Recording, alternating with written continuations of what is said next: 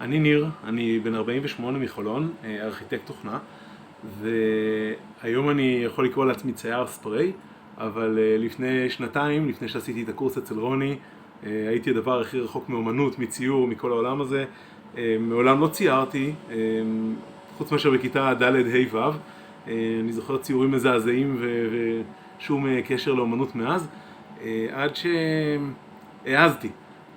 למעשה זה התחיל בטיול בבולגריה, שראיתי צייר ספרי שם במדרחוב וראיתי אותו מצייר את הציור הזה.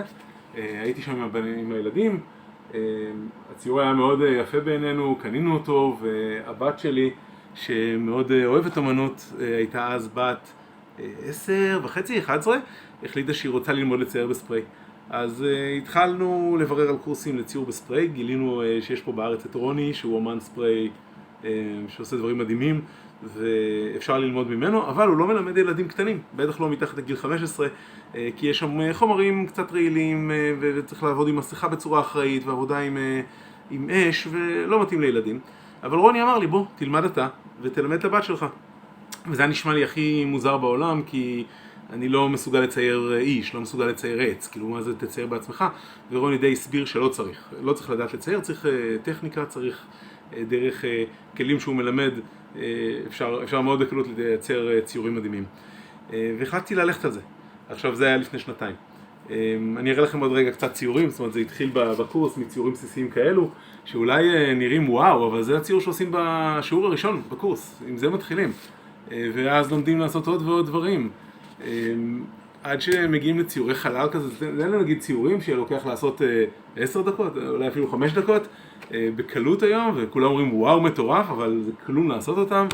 באיזשהו שלב הלכתי וציירתי ציור כזה שמתחבר בעצם 4 ציורים שונים, אוקיי? ששיחקתי עם כוכבים ועם טקסטורות. למעשה הציור הזה נוצר אולי אפשר לראות כאן שלמעשה זה אותו כוכב, רואים? זה צויר כ4 ציורים גדולים, אחד ליד השני, ציור אחד גדול שהתפרק ל4 קטנים. אז מגיעים לרמה מאוד מאוד גבוהה של מה שמסוגלים לצייר, ובאמת בלי שום יכולת פרספקטיבה מיוחדת. ומה שקרה מאז הקורס, האמת, רגע, אני רואה קצת ציורים מהקורס. אז אלה דברים שלומדים לצייר בקורס עצמו, ממש כוכבים תלת-ממדיים עם רקע מדהים.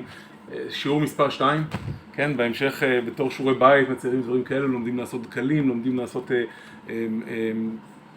ציפורים והרים ברקע וסלעים וכולי ועצי קוקוס. זה השיעור של הרים שתרגלתי עם הרבה הרים ונחלים. המשכנו משם לדבר הזה עם אותם טקסטורות של כוכבים באמצע והרים וסלעים ברקע וסירה ודברים שלא היה לי שום מושג איך לצייר דברים כאלו, ורוני בכמה קווים פשוטים הסביר לנו איך עושים את הדברים האלו. אז אלו הציורים מהקורס, כולם ציורים שרוני מלמד לעשות במהלך הקורס. שיעור מספר 4, זה ציור מדהים, איזה ים, איזה סירה, ושוב, בן אדם בלי יכולת לצייר שום דבר לפני שהתחלנו את הקורס. זה עוד איזשהו ציור של פירמידות. כל הזמן לומדים עוד ועוד טכניקות ויוצאים ציורים פשוט סופר מדהימים. זה ציור שעשיתי טיפה אחרי הקורס, ובנקודה הזו בערך רוני השאיר אותנו לבד, ומשם אני המשכתי לשחק עם זה. פשוט זה הפך להיות מאוד מאוד כיף, זה הפך להיות אחד הדברים שאני עושה לי בשעות הפנאי. מוצא 3 שעות אחר הצהריים או בימי שבת, יורד למטה, לוקח את המזוודת ספריים שלי ומצייר. ומשם התחלתי לראות תמונות באינטרנט ולהחליט שאני רוצה לנסות לעשות אותם בספרי, לראות איך עושים את זה. והטכניקה הייתה בשלב מספיק מתקדם שיכולתי פשוט לקחת כל דבר שאני רואה ולנסות לצייר אותו. אז כל אלה זה ציורים שאני עשיתי בשנתיים האחרונות. אנשים תמיד מתאספים מסביב ובאים לראות ומה אתה מצייר היום ואיזה מדהים ואיך עשית את זה ושמעו, אני לא יודע בעצמי. הייתי לפני חודשיים בפורטוגל, ראיתי איזה צייר רחוב עומד ומצייר בספרי, ועמדתי והתחלנו לדבר, פתאום שפה משותפת, גם אני מצייר בספרי, באיזה ספרי אתה משתמש, בכמה אתה מוכר, איך אתה סוחב את הציוד. הוא עשה את הציור הזה ואמרתי לו שכמחווה אני חוזר הביתה ומצייר את אותו ציור שהוא עשה. אז שוב, שאתה רואה מישהו עושה משהו, אתה כבר יכול לעשות הכל. אותם אומנים שעומדים ברחוב, אני יכול לעמוד שם בעצמי ולצייר. ושבוע אחרי עשיתי את אותו ציור שוב עם וריאציה קצת שונה שלי, הוספתי את הכוכב האדום, עוד כמה כוכבים מסביב, את קצת צבעים לאותו ציור שהוא יצר בעצמו. עוד איזה ציור חלל, היום הרמה כזאת שאפשר לעשות באמת כל דבר מאוד בקלות, ציורי טבע קצת, עוד נופים, הסירות יוצאות יפה, ציפורים יפות. אז ראיתי תמונה של עין והחלטתי שאני יכול לעשות אותה בספרי, אז זה ציור לגמרי שלא צויר בספרי ואני החלטתי ללכת עליו. עוד תמונת טבע, עוד תמונת נוף עם אותם הרים ברקע שלמדנו ואותם ציפורים, רק קומפוזיציה לגמרי אחרת. תמונה שראיתי מישהו מצייר באינטרנט והחלטתי שאני אוהב, הלכתי עליה וציירתי בעצמי. עצים אם רוצים. למדנו לעשות טקסטורות בקורס, אז ציירתי בעצם דמות של בחורה או בחור או לא יודע, סתם פרצוף משני הצדדים, אחד עם מזג אוויר קיצי ואחד סוער וכו' וכו'. זו הייתה התמונה האחרונה שאיתה סיימתי את הקורס, כשרוני נתן לנו לעשות תמונה חופשית, וזה היה שיעור מספר 7. אחרי 7 שבועות של ציור, זאת התמונה שאיתה יצאתי, ויש עוד ועוד ועוד ציורים שפשוט לא נגמרים. אז זה כיף גדול. אני היום מעיז להגדיר את עצמי צייר ספרי, כשאנשים שואלים, נשמע לי תמיד מוזר שאומרים לי, אתה צייר? ואני אומר, לא, אני מצייר, זה תחביב, אני לא צייר. אבל כן, ביום יום אני מפתח תוכנה.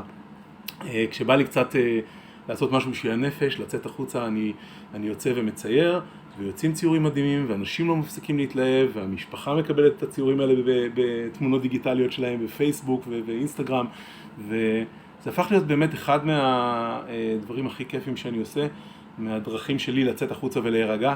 אני ממליץ בחום, אני שוב אומר, לא ידעתי לצייר לפני, ואני חושב שגם היום, אם תיתנו לי דף נייר ותגידו לי תצייר פרצוף, תעשה דיוקן, אין לי שום מושג איך לעשות את זה. אפילו לשבת מול נוף, אני לא מסוגל לצייר תמונת נוף. אבל אני יכול להסתכל על תמונה, להבין איך מבחינת טכניקה של ספרי לבצע אותה, איזה צבעים להכין ברקע בשביל שאני אחסה אותם אחר כך ואוכל לגלף בתוכם צורה של עץ, איזה צבעים לעלות מעל, איך לא ללכלך לעצמי את הציור ואיך לצאת עם משהו באמת מרשים מהצד השני. אני מאוד מאוד גאה בסט העבודות שלי, ויש פה עוד הרבה נוספים בצד שלא הראיתי ועוד הרבה נוספים בצד שלא הראיתי, ובאמת כאילו סופר של תחביב נפלא. אל תיתנו לעצמכם לוותר על זה בגלל תירוצים. לך פה על זה, רוני יביא אתכם לשם. בהצלחה.